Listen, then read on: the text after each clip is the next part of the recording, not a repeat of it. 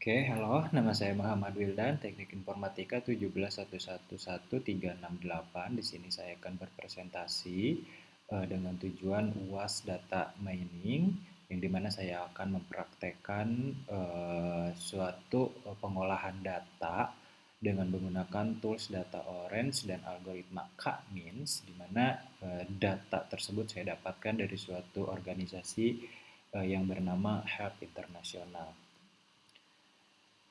Oke, jadi apa itu Help International? Help International itu semacam organisasi dari luar negeri yang dimana visi misinya itu atau tujuannya itu memberantas ataupun melawan kemiskinan dari suatu negara.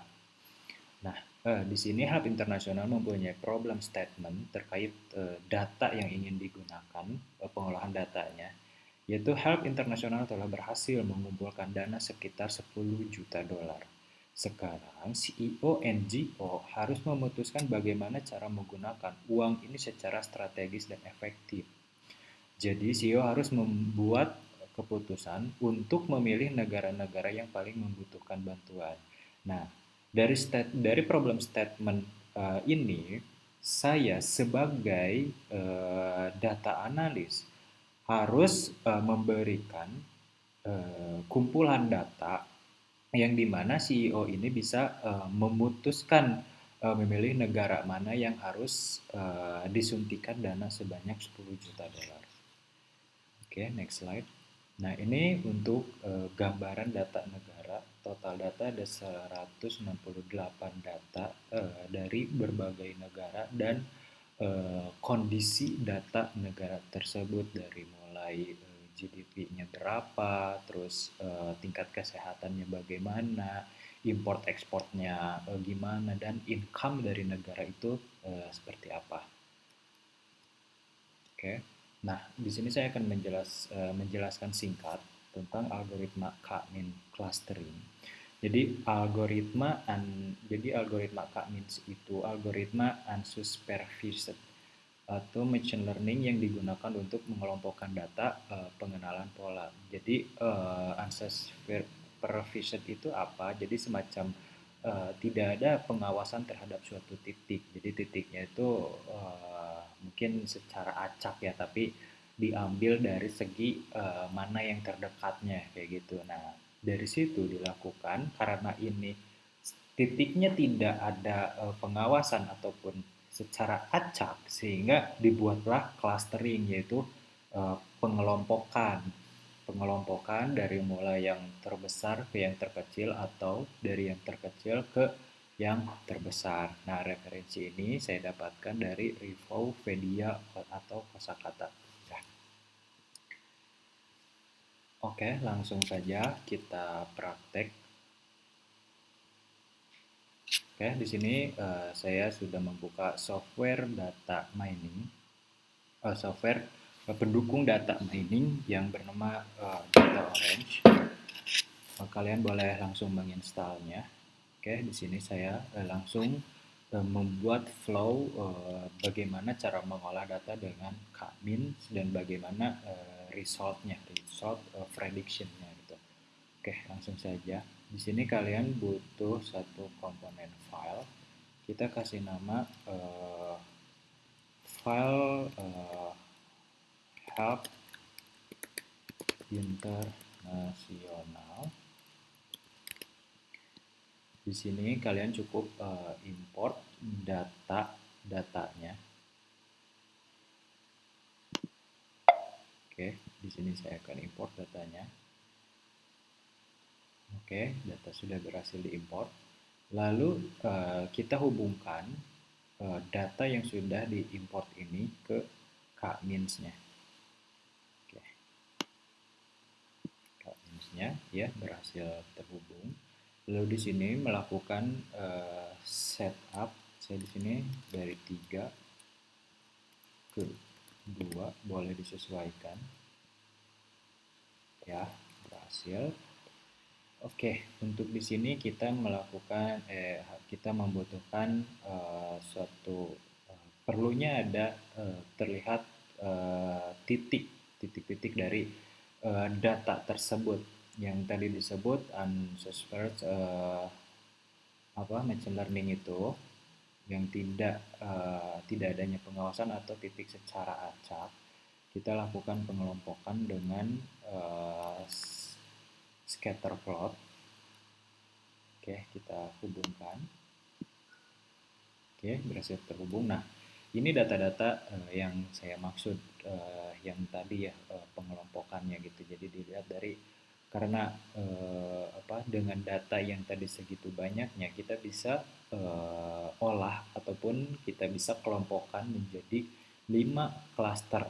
5 klaster, klaster itu pengelompokan, jadi 5 pengelompokan, ada yang biru, merah, terus sampai yang kuning, orange gitu ya. Nah, di sini kita kasih color di setiap klasternya untuk penanda, oh ternyata di negara Zambia ini masuk klaster 4 gitu. Nah, oke, setelah ini terkelompokkan, maka kita lihat di result prediction-nya. Prediction. Nah, oke. Dari sini kita bisa lihat.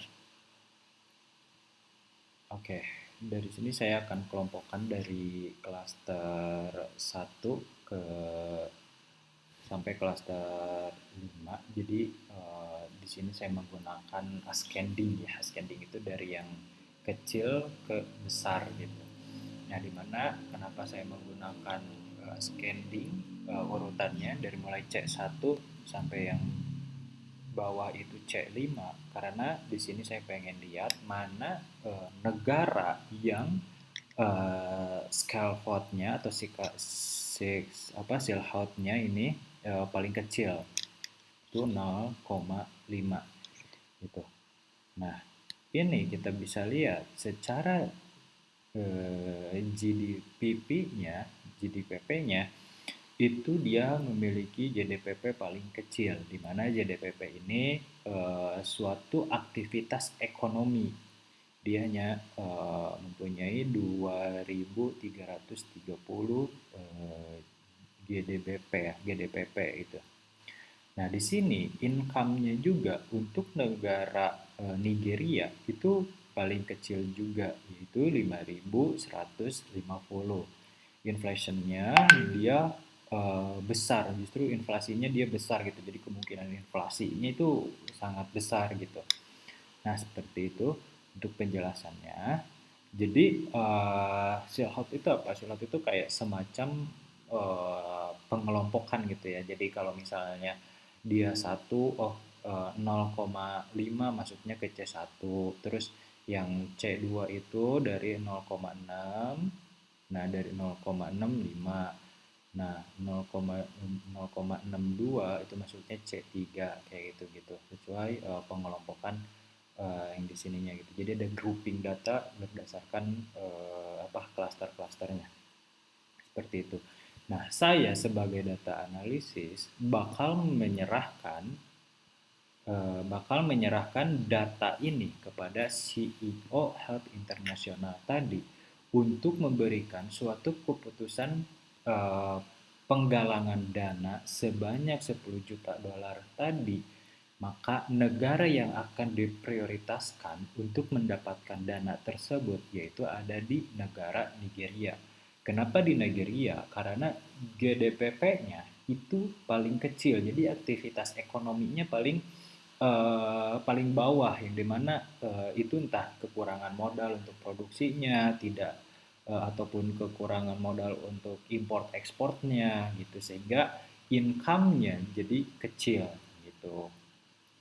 Nah, seperti itu dari saya, penjelasan dari saya untuk pengolahan data negara ini, dan intinya ataupun kesimpulannya, negara yang diprioritaskan untuk mendapatkan dana 10 juta dolar itu jatuh kepada negara Nigeria.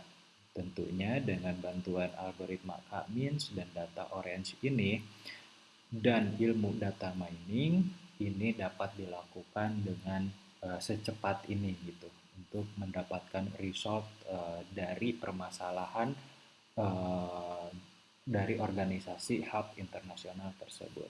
Terima kasih. Wassalamualaikum warahmatullahi wabarakatuh.